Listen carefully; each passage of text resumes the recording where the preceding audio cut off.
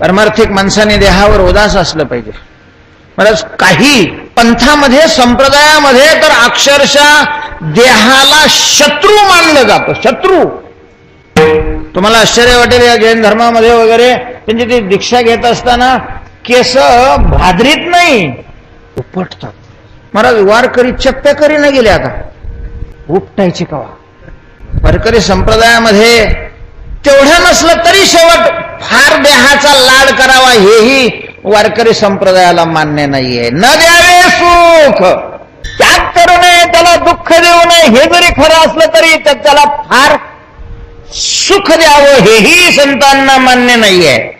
उदास असला पाहिजे भजन करणारा मनुष्य शरीरावर. भक्त ऐसे जाण जे देही उदास. आमचं असं असतं भक्त ऐसे जाणा जे भजनी उदास. विठ्ठल.